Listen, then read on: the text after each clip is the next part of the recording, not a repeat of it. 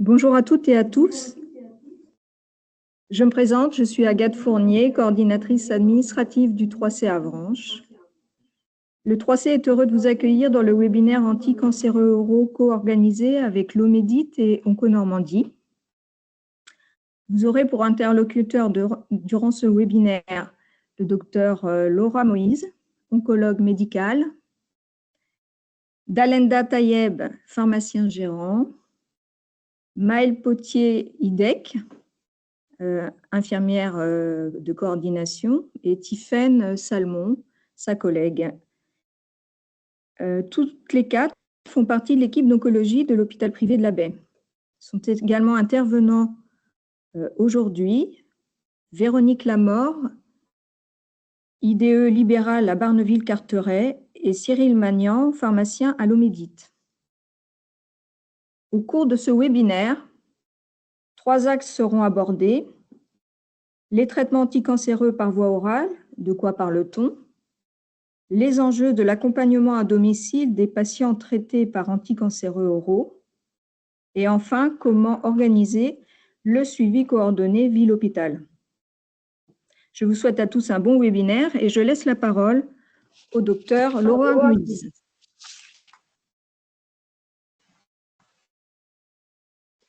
Bonjour. On parle de la thérapie orale principalement par rapport au développement qu'on connaît déjà depuis de nombreuses années en cancérologie en général, par rapport à la découverte des nouvelles cibles, des biomarqueurs du cancer.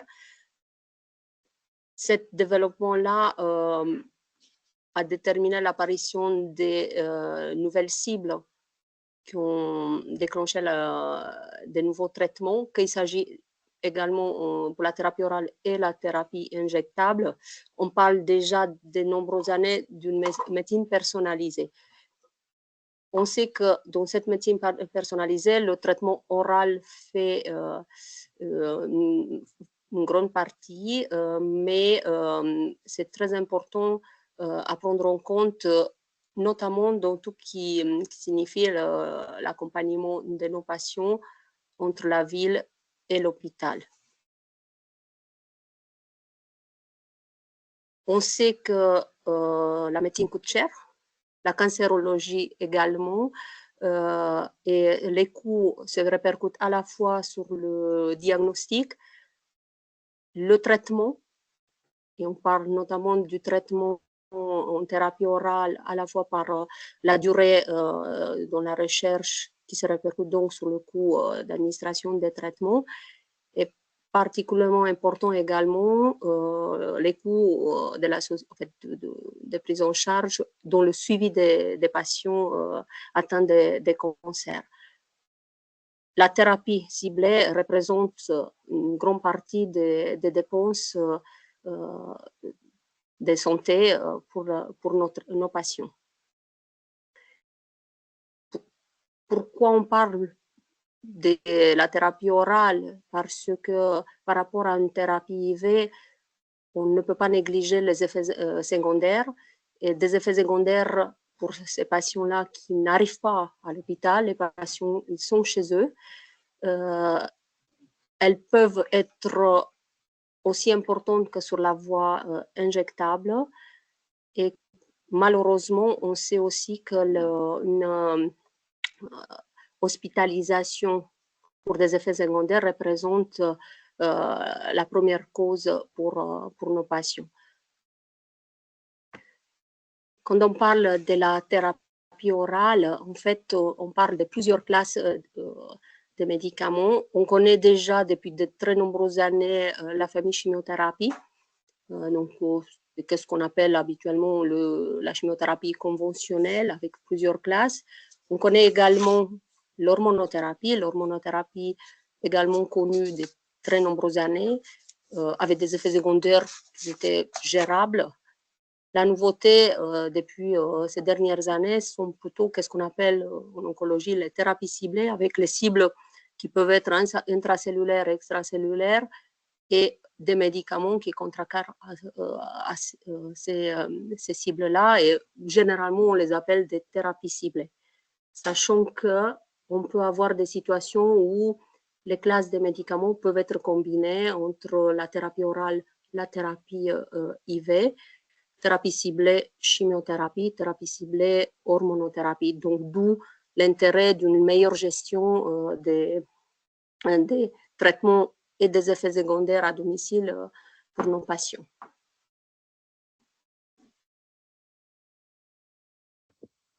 Alors, ces thérapies orales, des avantages et des inconvénients.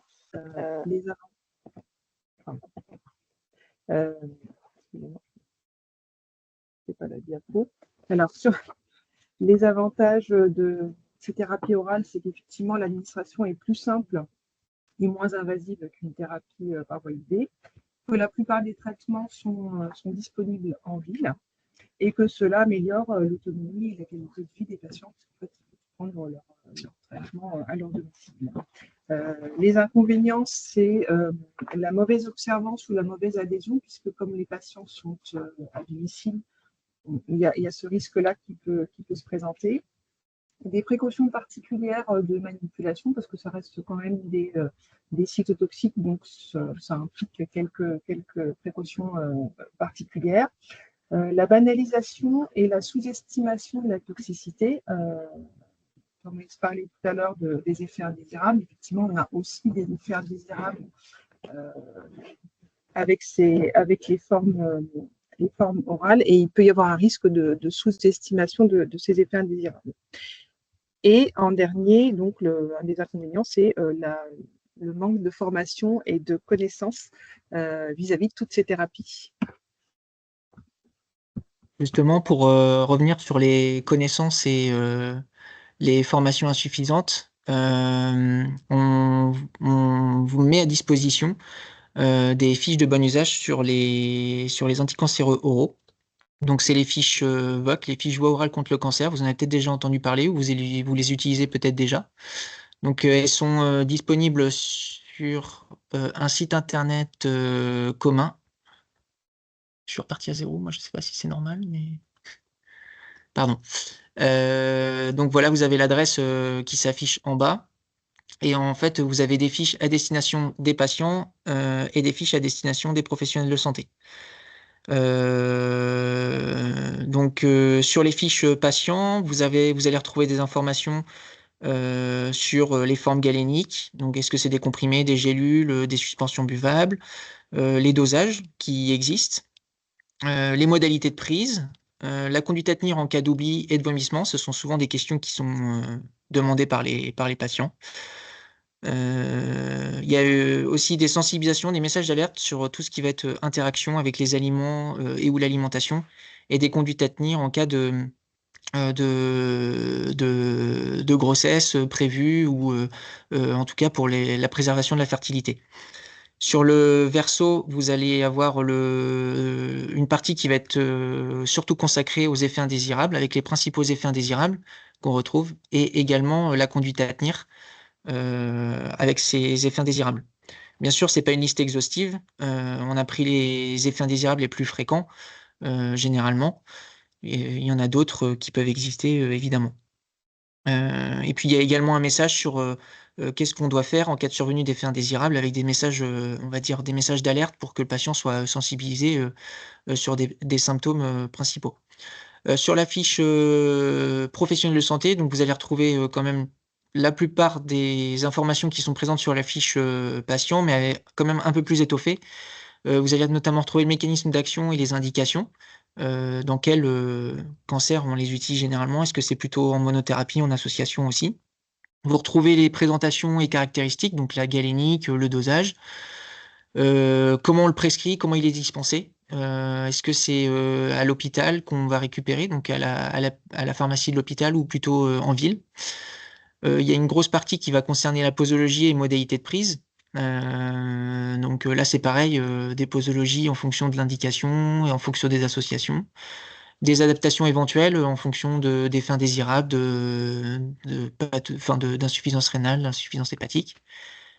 Est-ce que vous avez des surveillances spécifiques, notamment biologiques, des bilans biologiques à faire pour suivre, évaluer le traitement? Et derrière, pareil, vous allez retrouver les principaux effets indésirables avec les conduites à tenir, les adaptations possibles, et il y a les principales interactions médicamenteuses que vous pouvez retrouver. Ce que j'ai oublié de vous dire aussi, c'est que les fiches, elles existent sur un site internet. On vous a mis l'adresse. Il y a également une application qui existe, donc vous pouvez la retrouver sur smartphone, dans les Play Store ou iPhone. Vous tapez FicheVoc et c'est une application qui est gratuite.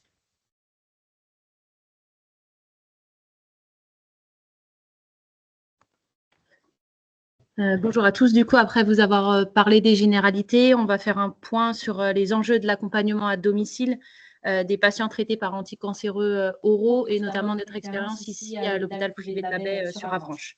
Donc, on va d'abord vous présenter le parcours de soins du patient. Ensuite, on fera un point sur la coordination ville-hôpital, l'observance et la tolérance du traitement, et on finira par les soins oncologiques de support. Donc, nous, sur la clinique à Avranches, en fait, le parcours est similaire pour tous les patients. Ils rencontrent dans un premier temps l'oncologue en consultation qui va annoncer la mise en place du traitement oral. Et on recontacte le patient dans un second temps pour le rencontrer avec le pharmacien hospitalier et l'infirmière coordinatrice de chimiothérapie orale. Durant ce laps de temps entre la première consultation médicale et la fin de l'évaluation tripartite avec le pharmacien et l'infirmière coordinatrice, on contacte les professionnels de ville et notamment les pharmacies afin d'envoyer les ordonnances et pour pouvoir commander le traitement en amont.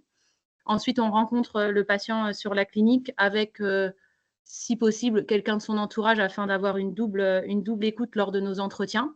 Et ensuite, on fait un suivi rapproché du patient pendant le premier mois de traitement. Donc, c'est-à-dire qu'on fait un appel toutes les semaines de façon systématique, voire davantage si jamais il y a la survenue d'effets indésirables. Et ensuite, il rencontre l'oncologue référent un mois après la mise en place du traitement.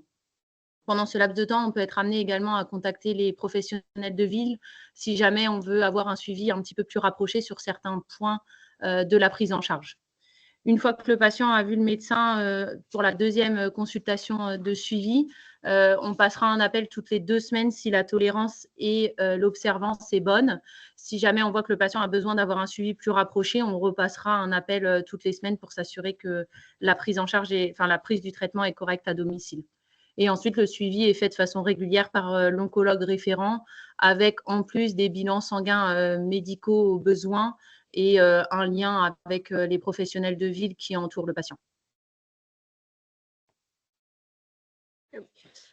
Donc, concernant le deuxième point, la coordination ville-hôpital, nous voulions vous faire un point sur les différents acteurs. Donc, au niveau de l'hôpital, nous avons bien sûr l'oncologue, le pharmacien hospitalier et l'infirmière coordinatrice. Donc, je ne vais pas répéter les missions de chacun puisque Tiffaine vient de le faire lors du parcours. Et au niveau de la ville, nous avons le médecin traitant, le pharmacien d'officine et l'infirmière libérale. Donc, dans le parcours, l'infirmière libérale n'a pas été mentionnée, mais elle a un rôle important auprès du patient puisqu'elle peut être amenée en fonction de comment est suivi le patient à passer tous les jours ou plusieurs fois par semaine. Donc, le but, c'est aussi de pouvoir se coordonner avec l'infirmière libérale. Voilà.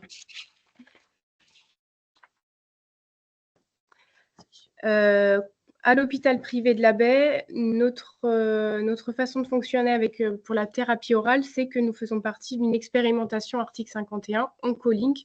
Le but est d'accompagner les patients qui sont traités par des anticancéreux et de favoriser le parcours ville-hôpital.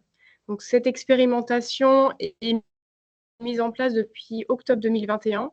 Depuis le début de cette expérimentation, il y a 96 patients qui ont été inclus. Actuellement, nous suivons 34 patients. Ça implique 39 pharmacies d'officine et 3 médecins traitants qui sont en coordination avec nous dans cette expérimentation.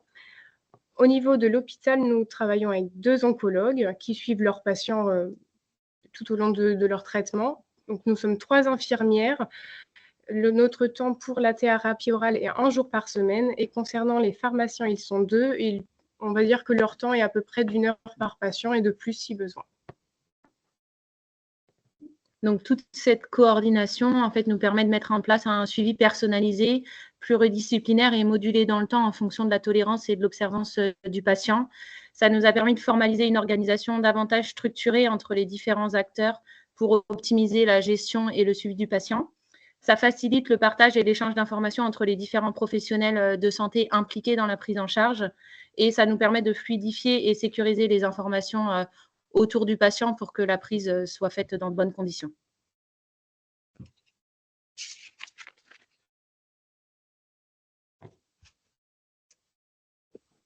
Alors, au niveau de la pharmacie, comme disaient Maëlle et Tiffaine, le patient donc, a un entretien avec le pharmacien. Donc, nous prenons d'abord au préalable contact avec la pharmacie d'officine afin d'avoir tous les traitements habituels des patients et nous réalisons un entretien avec le patient et en général effectivement une personne de son entourage pour s'assurer de la bonne compréhension du traitement, des modalités de prise en charge, notamment le fait que ce sont des médicaments qui sont à prendre à heure fixe, de ne pas arrêter ou de modifier les traitements sans l'avis d'un médecin, la possibilité d'utiliser un carnet de suivi des fois quand il y a des schémas posologiques un petit peu particuliers ou quand il y a des observations ou des effets indésirables qui peuvent apparaître au cours du traitement.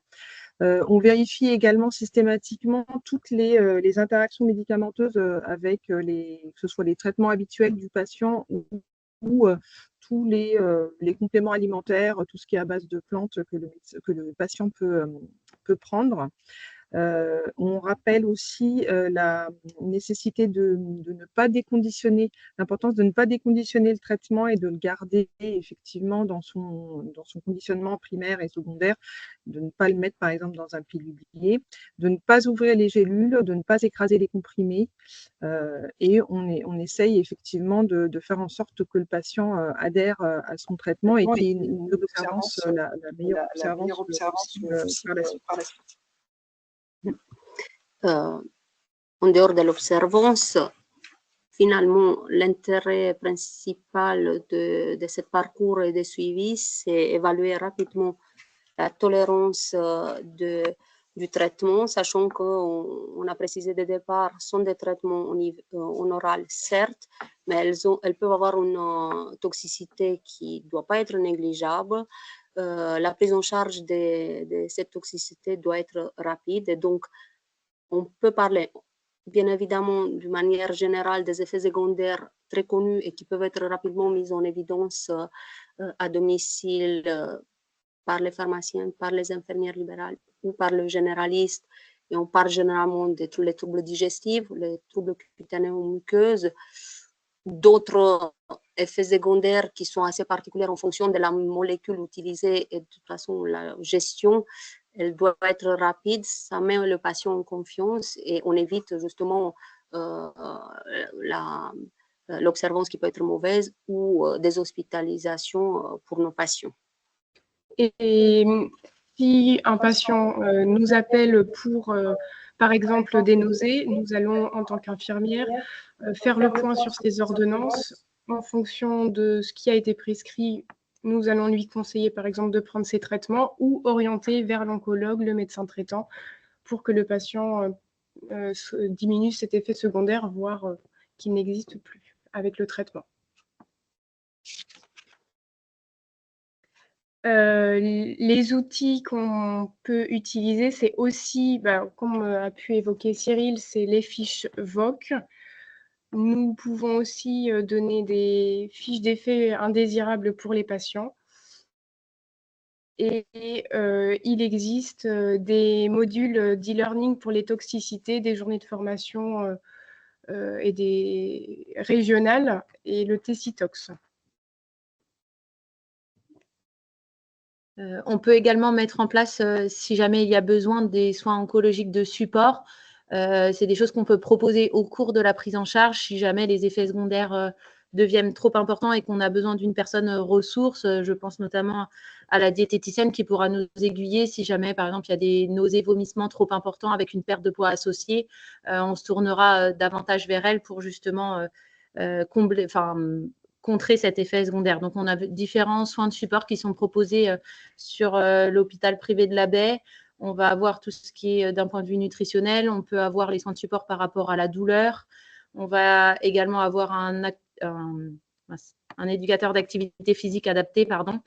Et on peut avoir aussi des infirmières d'addictologie, la psychologue et l'assistante de service social qui peut également nous aider dans certaines prises en charge.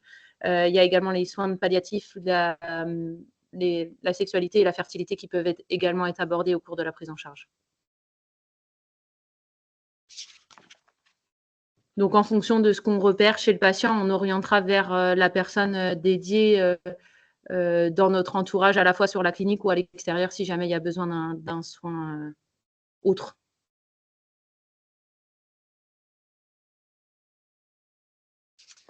Alors, il y a plusieurs outils qu'on utilise pour la coordination ville-hôpital.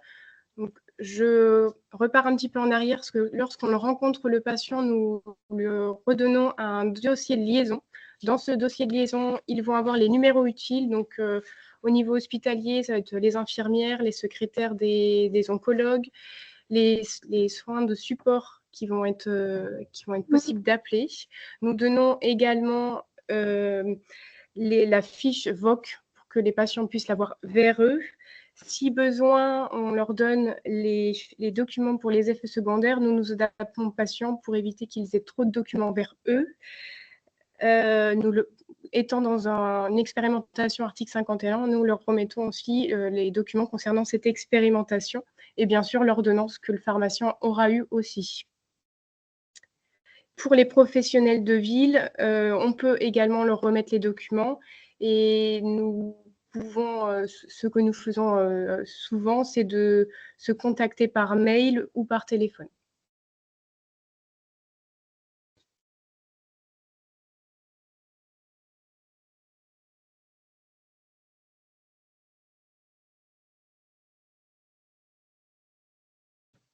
C'est peut-être moi qui vais prendre la parole. Là. Oui, Madame Lamour, on vous laisse prendre la parole, merci. Voilà. Donc voilà, ça c'est un outil, donc on l'appelait le DIFA de Onco, c'est un outil pour les personnes gériatriques de plus de 70 ans qui peut être fait donc à domicile et qui surtout va nous permettre d'évaluer un petit peu si la personne est en capacité de prendre son traitement.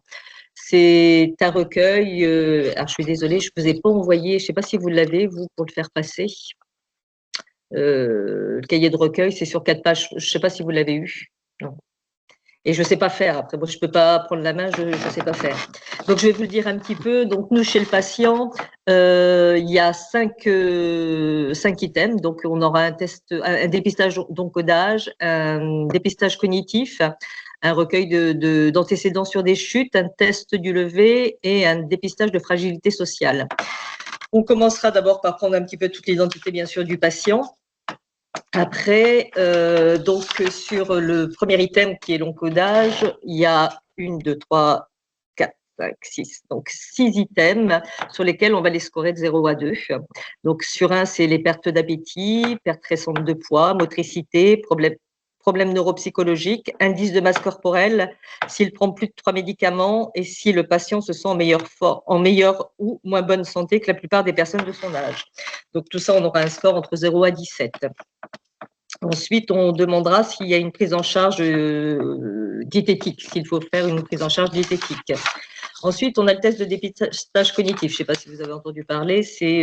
On a 3 mots que la personne doit nous répéter. Et on le redemande. Ensuite, on demande voilà, c'est ça. Et on redemande ensuite à cette personne de nous répéter ces 3 mots après un certain laps de temps. Entre deux, on va lui demander de faire le dessin de l'horloge. On lui fait un cercle, on lui demande de poser les chiffres d'une horloge et de lui indiquer un horaire, c'est souvent 10h10. Donc, on lui demande après de faire une évaluation des 3 mots. On lui demande après s'il y a eu des chutes, si c'était des chutes qui ont nécessité une hospi ou pas. Et ensuite, on fera le dernier test, c'est le test du lever de chaise. Donc, sur 30 secondes, il doit se lever de sa chaise autant de fois et on note ce nombre de fois. Ensuite, c'est le test de fragilité sociale, donc un petit peu son environnement, s'il vit seul, s'il a déjà des aidants, si autour de lui il y a des personnes dépendantes, et s'il a surtout un domicile adapté. Voilà. Et si après, on voit s'il y a nécessité d'avoir une prise en charge sociale.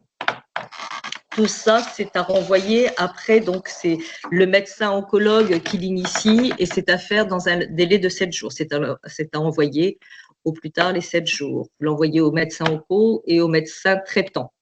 C'est rémunéré par l'URPS à hauteur de 22 €. Pour pouvoir faire ça, il vous faut une formation d'e-learning. Le e-learning actuellement, ça cafouille énormément. Il faut vous inscrire auprès de l'URPS, mais tous les, les formateurs, là en ce moment, on fait de la sous-traitance et on n'arrive plus à s'inscrire pour des formations.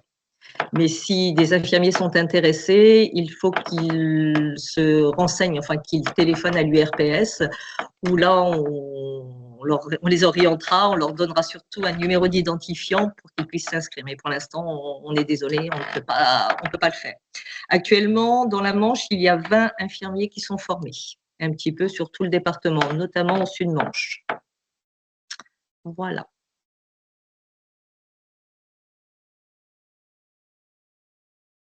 Merci beaucoup pour la présentation de DivPad. Oui, merci d'avoir mis le… Pour les dernières slides de la présentation de ce webinaire, on voulait vous parler d'autres outils qui pouvaient servir pour optimiser les parcours, améliorer la coordination entre les professionnels de santé. Et le premier dispositif dont on voulait vous parler, c'était l'éducation thérapeutique du patient. Donc, c'est réalisé sous différents formats. Vous avez par exemple des activités éducatives ciblées qui peuvent être proposées pour par exemple axer sur la gestion quotidienne des traitements, ou vous avez également des programmes qui existent, donc qui sont plus structurés, plus formalisés, qui sont généralement faits par une équipe formée et pluriprofessionnelle. Et dans les deux cas, la finalité de l'ETP, ça va être d'acquérir ou de maintenir acquérir ou maintenir des compétences d'auto-soin, comme prévenir des complications qui peuvent être évitables.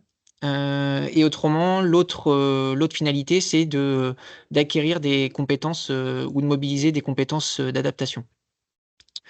Donc, l'ETP, ça vise à aider en fait les patients à acquérir ou maintenir les compétences que j'ai citées dont ils ont besoin pour gérer au mieux leur vie, leur traitement, notamment quand ils ont une maladie chronique. Donc, c'est ce que j'expliquais, c'est une prise en charge éducative structurée et personnalisée. Donc, on prend en compte les besoins des patients pour adapter au mieux les contenus. Et ça permet notamment aux patients de comprendre leur maladie, les traitements, prévenir, gérer les effets secondaires, vivre avec la maladie. Si on prend par exemple les traitements anticancéreux, généralement c'est les grands objectifs qui sont ciblés dans cette éducation thérapeutique. En Normandie, je ne sais pas si vous savez, mais il y a une plateforme de ressources d'éducation thérapeutique qui existe. Ça s'appelle Planète Patient. Qui permet de construire, développer, mettre en œuvre et valoriser l'ETP en région. Donc là, on vous a mis le lien, mais on va vous le remettre dans le fil de discussion. Donc on vous invite vraiment à aller consulter ce site. Ça va vous permettre de voir les programmes qui existent en région, d'avoir des personnes ressources pour vous orienter au mieux en fonction de votre secteur d'activité. Vous voyez, il y a un pôle au niveau de la Manche. Donc, il ne faut pas hésiter à les contacter si vous voulez en savoir plus, savoir vers qui se tourner pour proposer ça à vos patients. Faut savoir que l'éducation thérapeutique, ça fait partie des actions prioritaires qui sont définies dans la stratégie décennale de lutte contre les cancers. Une fois qu'on vous a parlé d'éducation thérapeutique, là, on va faire un focus sur quelques outils numériques. Donc, évidemment, il y en a beaucoup d'autres qui existent. Notamment, il y a des outils régionaux, on pourra revenir dessus, qui sont proposés par Onco Normandie. Là, on vous a plutôt parlé d'outils, on va dire, nationaux. Vous avez tout d'abord Mon Espace Santé. Donc, je pense que vous en avez beaucoup entendu parler avec toute la communication qu'il y a eu dessus. Donc, vous retrouvez 4 grandes fonctionnalités dans cet espace santé. C'est le dossier médical, la messagerie de santé, l'agenda médical, catalogue de services et d'applications de santé. Ça, pour l'instant, c'est ce qui existe avec mon espace santé, mais il y aura d'autres fonctionnalités qui vont progressivement venir dans cet espace. Donc, ça permet aux professionnels de santé de consulter dans le dossier médical les documents qui vont être ajoutés par les autres professionnels de l'équipe de soins ou par des patients eux-mêmes. Évidemment, l'accès à ces documents, il va être limité. Tout le monde ne pourra pas avoir accès en fonction de sa catégorie professionnelle. Et puis même le patient pourra aussi décider de restreindre les accès s'il le souhaite. Mais en tout cas, ça permettra à certains professionnels de disposer de documents type compte-rendu d'hospitalisation, bilan biologique, pour avoir des données qui leur permettraient de coordonner leurs soins et puis d'avoir les données les plus récentes possibles. Il y a aussi un système de messagerie sécurisé. Donc ça, c'est les professionnels de santé qui peuvent envoyer des messages et des documents à leurs patients en toute sécurité. Le patient ne peut pas de lui-même contacter le professionnel. C'est le professionnel qui est à l'origine de la discussion. Et puis, il peut y mettre fin à tout moment s'il le décide.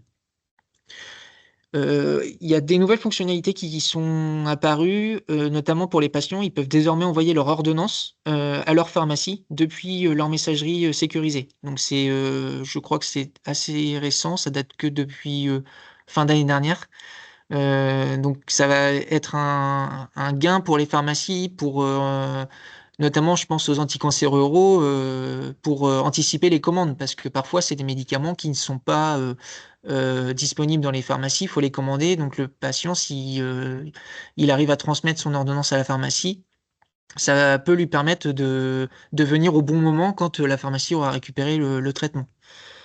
Et il y a également, parmi les perspectives d'évolution, si on reste sur la branche cancer, le thème qui nous concerne aujourd'hui, il y a une expérimentation qui va être lancée pour intégrer le programme personnalisé de soins en cancérologie dans mon espace santé. Donc là, c'est pareil, c'est un établissement de santé, il va pouvoir intégrer ce programme personnalisé de soins dans mon espace santé du patient. Et comme ça, le patient, déjà, d'une part, il pourra aller consulter et retrouver l'ensemble des documents de façon numérique sur cet espace, mais ça va permettre aussi à d'autres professionnels de pouvoir avoir accès à certaines infos. Justement, ça va fluidifier les échanges, ça va permettre de connaître la prise en charge globale du patient et pas simplement un épisode de soins. Et ça va être vraiment un outil, ça va être vraiment quelque chose qui va permettre de coordonner efficacement les professionnels. En tout cas, c'est l'objectif qui est recherché. Autre outil dont on voulait vous parler, c'est la télésurveillance médicale. Donc, ça permet à un professionnel médical d'interpréter à distance des données nécessaires à son suivi. Par exemple, là, pour la cancérologie, ça peut être des effets secondaires. Ça va être fait à l'aide d'un dispositif qu'on appelle médical numérique, DMN. Et le cas échéant, ça va permettre à l'équipe de soins de prendre des décisions relatives à la prise en charge de ce patient. Donc ça a été d'abord développé sur d'autres pathologies, type diabète, insuffisance rénale, hypertension, insuffisance cardiaque. Et maintenant, il y a des solutions qui existent en cancérologie.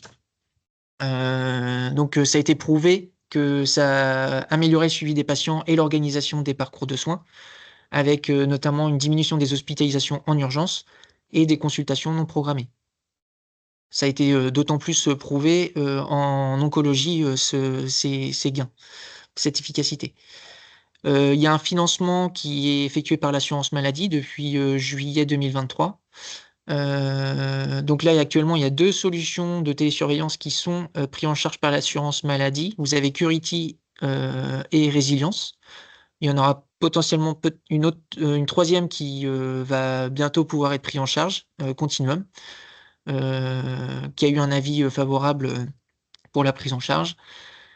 Le financement se fait évidemment sous certaines conditions. Il faut tout d'abord que le médecin opérateur de l'activité de télésurveillance fasse une déclaration auprès de l'ARS. Donc, il y a un dossier à compléter, à transmettre.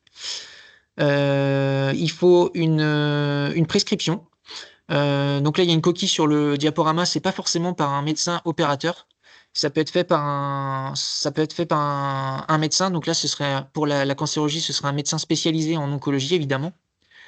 Et pour les autres conditions, tout est fixé en fait par arrêté, notamment les modalités d'organisation, les modalités de délégation de tâches non médicales qui peuvent être faites.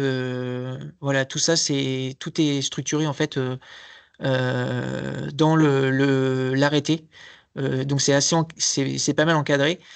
Il faut savoir que depuis que la télésurveillance en oncologie est pris en charge, il y a eu environ plus 47% de centres qui se sont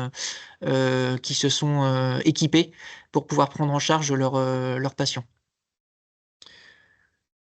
Évidemment, les patients aussi, les patients éligibles font partie des conditions de prise en charge. Tous les patients ne sont pas forcément éligibles. Et c'est ce que je disais, les prescripteurs qui peuvent faire cette télésurveillance sont aussi définis dans l'arrêté. Et pour finir, on voulait également vous parler, alors là, ça va plutôt concerner les pharmaciens, encore que ça va évidemment impacter l'ensemble de l'équipe de prise en charge, mais c'est plutôt dédié pour les pharmaciens aussi bien hospitaliers que d'officine. C'est les logiciels de soins pharmaceutiques. Donc là, on vous en a listé quelques-uns, mais il y en a peut-être évidemment d'autres. On n'a pas fait la liste exhaustive. Il y a Bimedoc, Synapse, Hospiville, qui vont permettre de sécuriser et de coordonner la prise en charge médicamenteuse des patients. Donc là, on est vraiment axé surtout sur le médicament. Et tout ça dans une logique de parcours de soins. Donc là, c'est pareil, on n'a pas fait une liste exhaustive des fonctionnalités de ces outils, mais ça permet de conduire et tracer des entretiens pharmaceutiques, des conciliations médicamenteuses. Ça va permettre de suivre l'observance. On en a parlé tout à l'heure. Ça peut permettre de prévenir les risques médicamenteux avec en fait une détection des interactions médicamenteuses éventuelles avec des assistants d'analyse pharmaceutique qui sont intégrés et qui sont couplés à des bases de données validées. Ça peut permettre aussi de suivre et de gérer certains effets indésirables. On en a beaucoup parlé lors de ce webinaire. Ça fait partie des fonctionnalités de ces logiciels. Et pareil que les outils précédents, on peut échanger en fait des informations donc sur les traitements entre les différents professionnels, que ce soit hospitaliers ou de ville. Et c'est surtout que c'est des échanges qui sont sécurisés également. L'inconvénient de ces logiciels pharmaceutiques, donc voilà, ce qu'on disait, c'est que c'est sur une activité un peu centrée, donc plutôt activité pharmaceutique. Il y a des interopérabilités, des interfaces qui se font progressivement avec les autres outils dont on vous a parlé.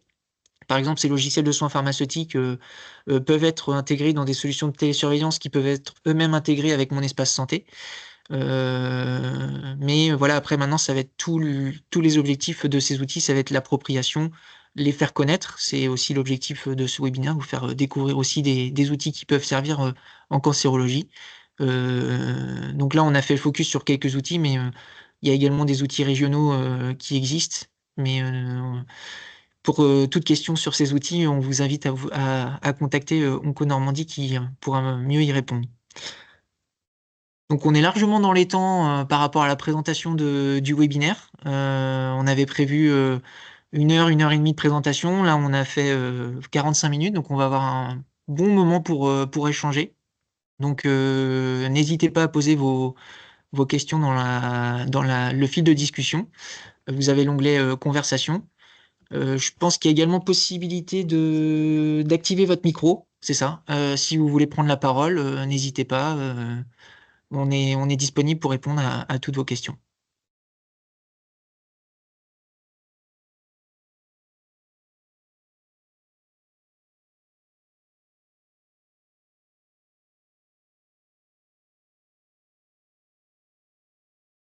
Alors, on a déjà une question dans le fil de discussion. Le financement de la télésurveillance est-il cumulable avec une HAD?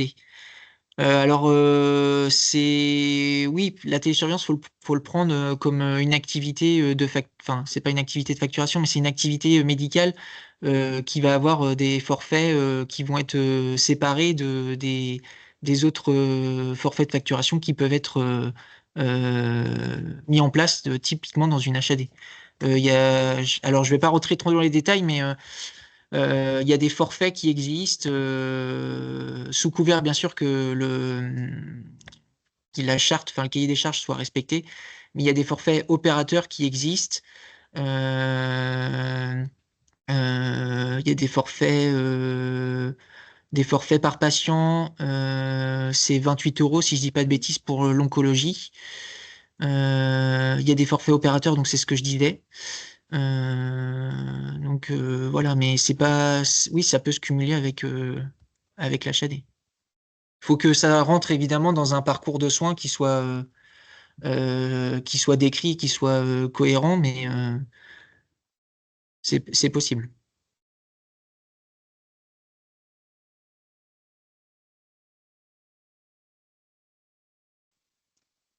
Bonjour. Je ne sais pas si vous m'entendez.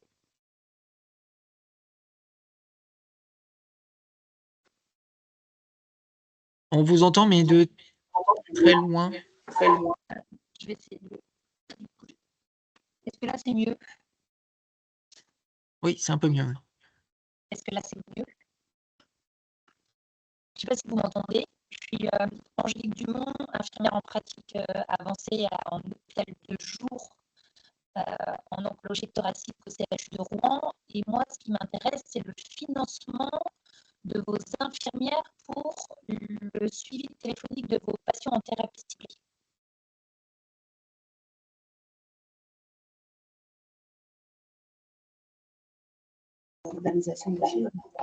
Bonjour. Vous m'entendez? Je pense que c'est bon.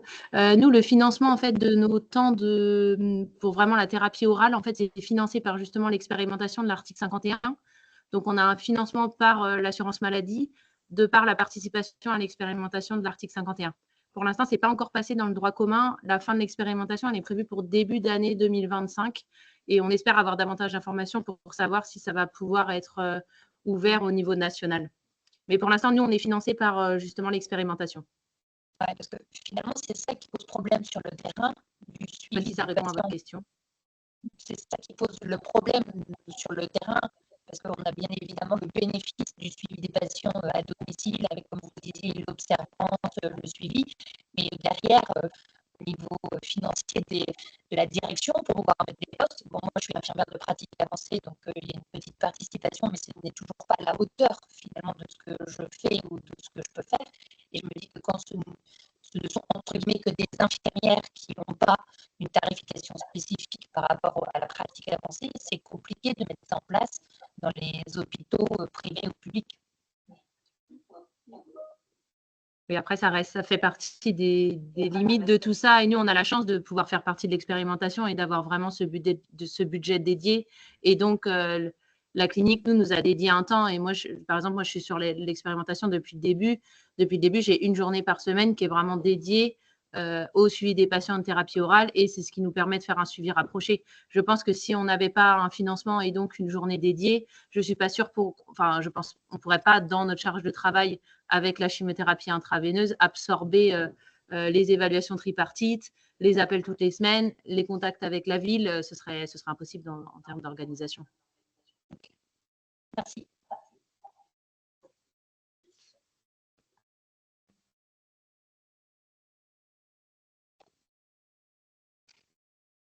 Oui, Valérie? Oui, bonjour, est-ce que vous m'entendez? Oui, très bien. Oui, Valérie Chédru-Legros, pharmacien au CHU de Caen. Je voulais savoir, parce que je n'ai pas tout entendu et je m'en excuse, quelle est la rémunération du centre qui est impliqué dans l'article 51? Quelle est la rémunération des professionnels de ville? Comment est-ce qu'ils communiquent entre eux? Et quel est le retour des professionnels de ville et des patients s'il a été évalué?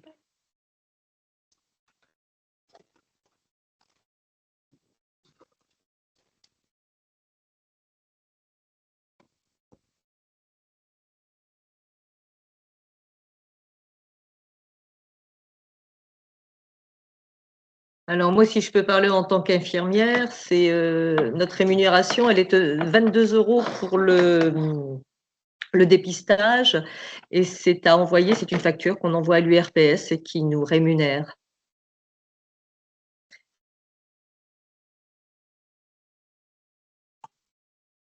C'est pour le DIF-Padonco. C'est pour les 22 €, c'est ça? Oui, c'est ça. Oui. Et pour l'article 51, je crois qu'il y a des forfaits par professionnel et par séquence, si je dis pas de bêtises. Après, par rapport à votre retour, vous, par rapport aux professionnels, je vous laisse prendre la main.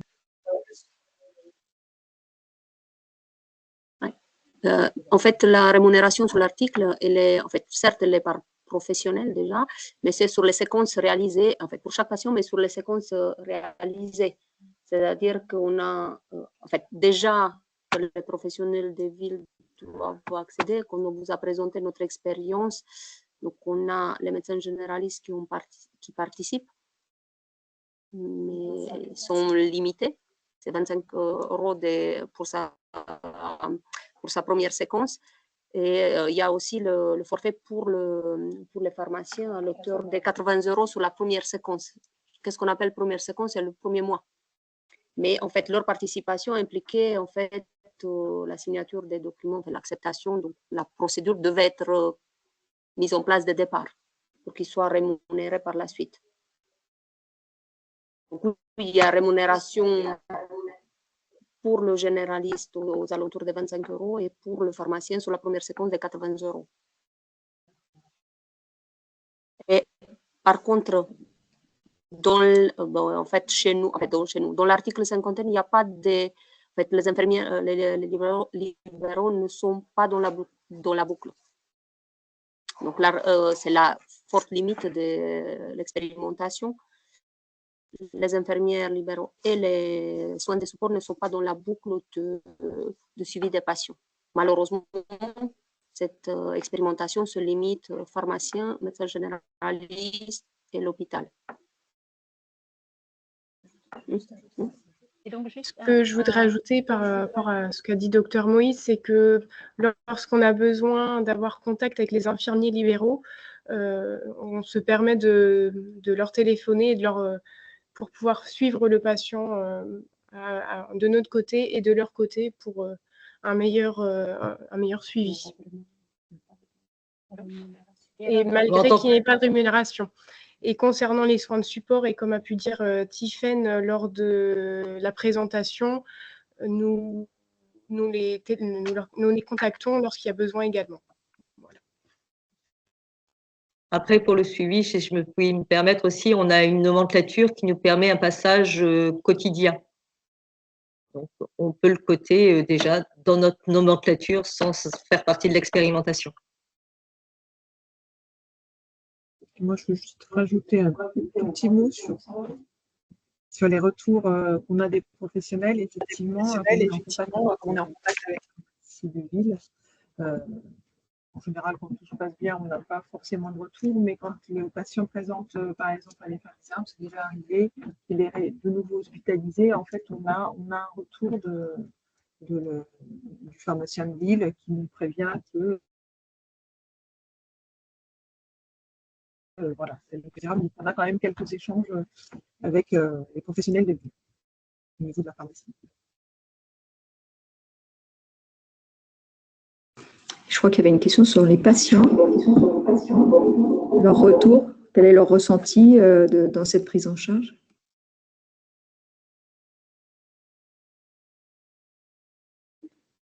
Et par rapport à la dernière question, c'était par rapport au ressenti des patients sur la prise en charge. C'est vrai qu'on sent qu'ils sont très rassurés. Enfin, c'est souvent les retours qu'on a. Ils ont l'impression d'être vraiment entourés dans leur prise de traitement à domicile, qui est la plupart du temps très stressante. On les voit arriver. Je vois comme ce matin, on a fait une évaluation tripartite avec Dalenda. Je pense que le couple était très stressé de se retrouver tout seul à la maison à prendre cette thérapie, où je pense que les pharmaciens insistent aussi sur le fait que c'est des traitements qui sont importants, qu'il faut faire attention. Et du coup, il y a quand même un stress qui s'installe, plus le stress d'avoir des effets secondaires et de se retrouver tout seul à la maison. Et c'est vrai que dès qu'on parle on a déjà appelé la pharmacie de ville, on peut appeler des professionnels, à la fois médecins traitants et infirmiers libéraux. On sent qu'il y a quand même une réassurance qui s'installe et le suivi régulier fait que du coup, ils nous connaissent aussi et c'est vrai que les appels toutes les semaines, notamment quand il y a des effets indésirables, sont indispensables dans certaines conditions et nous ont permis de contrer certains effets secondaires et d'éviter qu'on atterrisse à une hospitalisation derrière avec des effets secondaires importants. Et puis, ça rassure aussi les oncologues et les hématologues. Merci pour vos retours.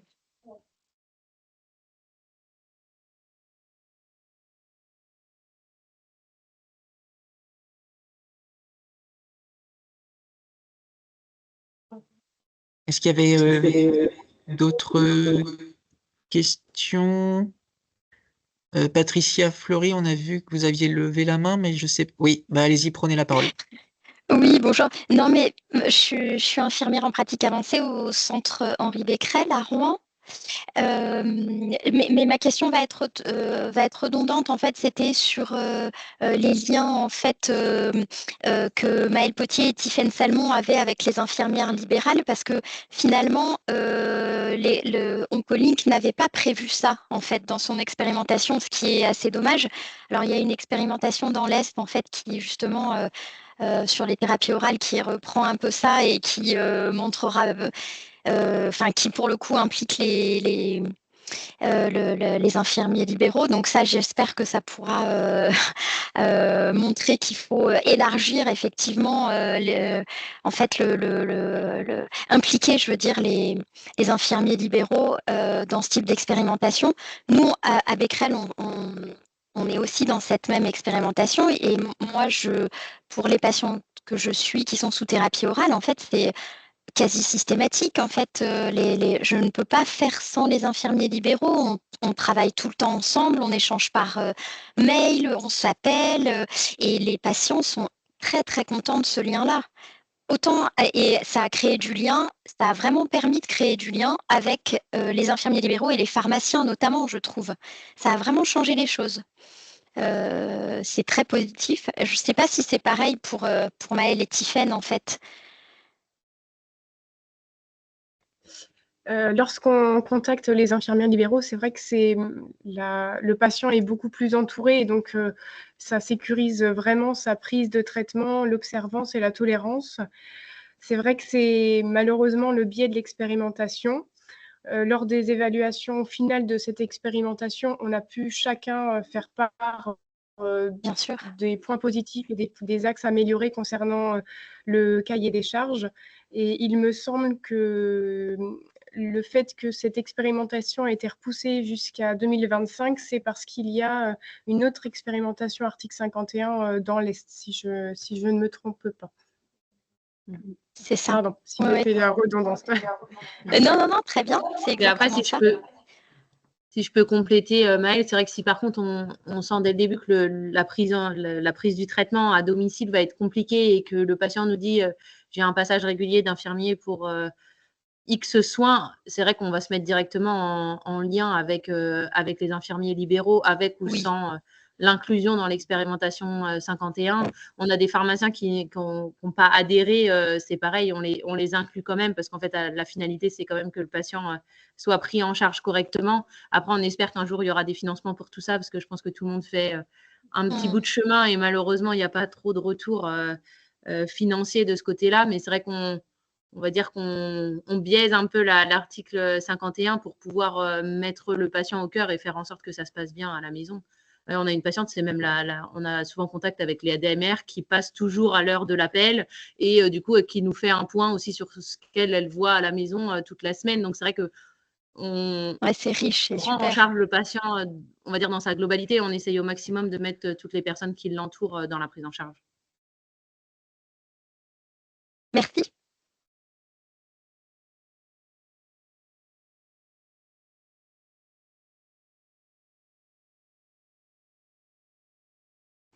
Est-ce que vous avez d'autres questions?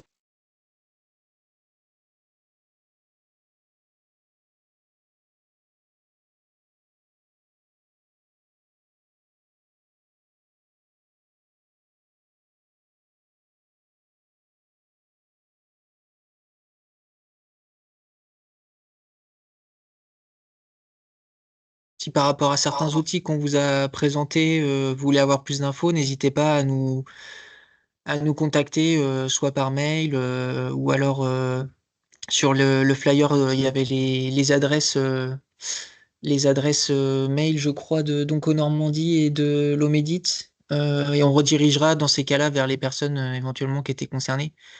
Je sais pas si, par exemple, il y en a beaucoup qui connaissaient DIPA d'Onco. C'est vrai que ça commence, enfin, ça s'est mis en place, je vais pas dire de bêtises, mais depuis l'année dernière. Et puis il y a une montée en charge progressive. Donc, voilà, on sent que ça va prendre petit à petit.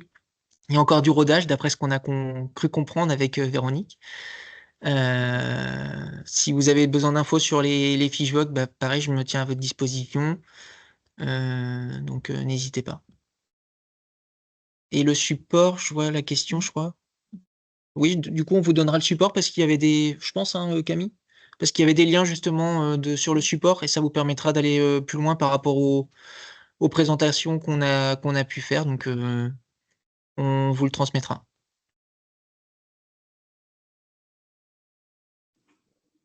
Est-ce que les inscrits recevront le replay automatiquement, Camille?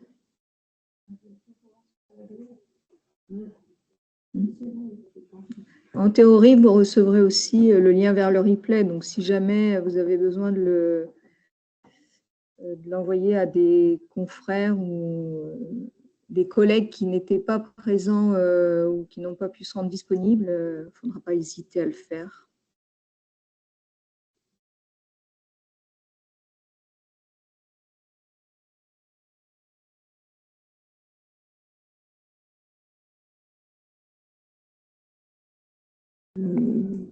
Alors, est-ce que vous avez encore des questions? Je voudrais juste apporter une précision par rapport aux outils qui vous ont été présentés en fin de diaporama, enfin en fin de session. Ce sont des outils qui sont amenés à être déployés. Donc, si vous n'avez pas encore accès à ces outils, ne vous inquiétez pas, c'est l'avenir. Voilà.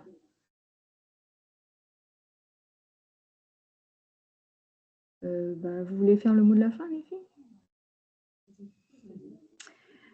Écoutez, j'étais très contente de travailler toute une année pour ce webinaire. Donc, merci à l'équipe d'oncologie de l'hôpital privé de la Baie de s'être impliquée dans ce rendez-vous, ainsi que Cyril Magnan et Camille Santo et Véronique Lamort, qui n'est pas sur site avec nous aujourd'hui, mais qui s'est impliquée également dans ce moment. Donc, on va mettre un terme à cette réunion et puis encore merci pour les échanges et n'hésitez pas à revenir vers nous si vous avez d'autres questions après ce webinaire. Merci à tous. Au revoir à tous. Au revoir.